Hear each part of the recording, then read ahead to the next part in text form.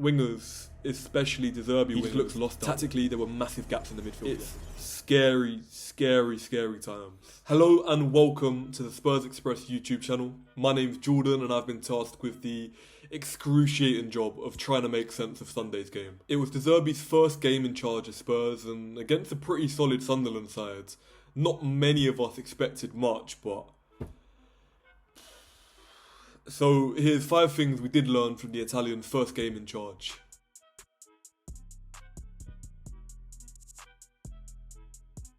The first lesson to be learned was Conor Gallagher is going to struggle if he keeps playing the midfield pivot.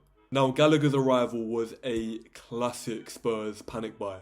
A desperate attempt of injecting reliability and energy instead of addressing a clear issue. But this doesn't mean we should just completely neglect his strengths. As Chelsea's captain, Gallagher was a very good supporting striker, pressing relentlessly and crashing the box.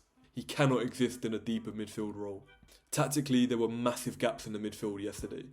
Gallagher and Gray both dropping way too deep. This made things way too easy for Sunderland's front two to just go man to man, stop any central build-up that we wanted. Only 23% of our attacking play yesterday came through the middle. And then when we tried to counter-press out of possession, Gallagher got dragged around by their constantly rotating midfield pivot. Moving forward, especially if De Zerbi wants to implement his intricacies in midfield, there's no room for Gallagher that deep. His first touch is off, the passes never really connect, and he just looks lost out there.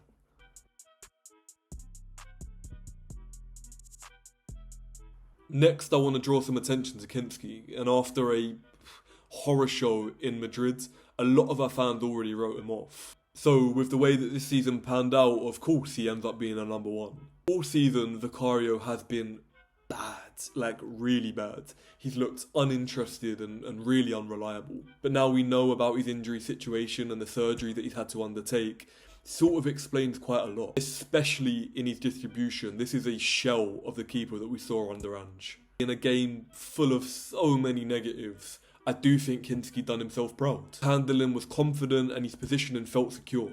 But it was his distribution that really stood out to me. Whether it was due to the system or lack of, or personal injuries or just ability, Vicario's distribution this season has been so bad. Long balls are overhit, misdirected, and the short passing seems really scared. And don't get me wrong, I think we went long way too much, and with Solanke up there isolated alone, it sort of felt pointless. But I think the little clips over the winger to the fullback, passing into space, allowing the team to press up, and a genuine air of confidence from Kinski was a positive to take. Listen, I am clutching at straws here.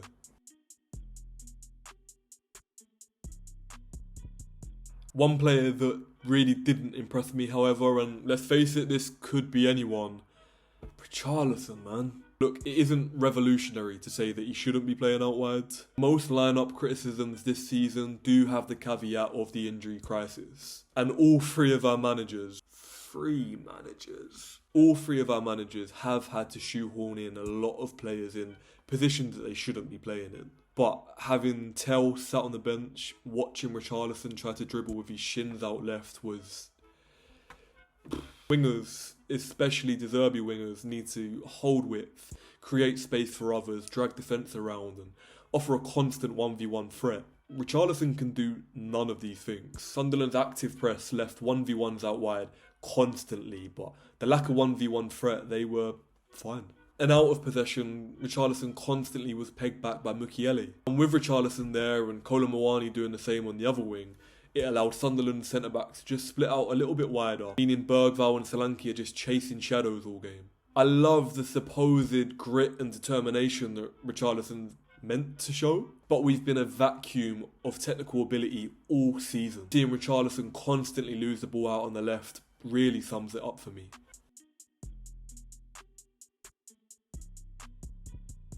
It feels like every team in the Prem this season has really dialed in on set pieces and their importance, which has made viewing a football game horrible. Arsenal, I'm staring at you. I never want to identify my team as a set piece team, but we might have to be. We've created barely any chances from open play this season, and I don't think we've got the time, the profiles or personnel to do it now. We're not getting chance after chance. Our XG's lower than ever, shots in the box are lower than ever, and we just look like creating nothing. And it feels like this season more than ever, games are decided by a single moment, usually from a set piece.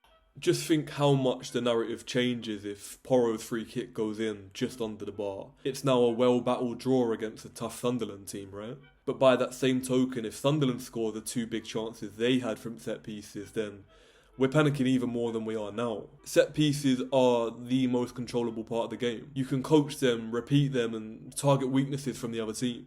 So if we are not going to be clinical in open play, and I really don't think we are, we're going to have to hone in on these set pieces more than we ever have done. But this works both ways. Attacking and defending set pieces are going to be crucial for survival. Defending set pieces about organisation, leadership and concentration, which filters down to every other aspect of the game. Situations like these, a goal at the back post there, unmarked players, don't just result in one goal being conceded, it kills any confidence that has been being built.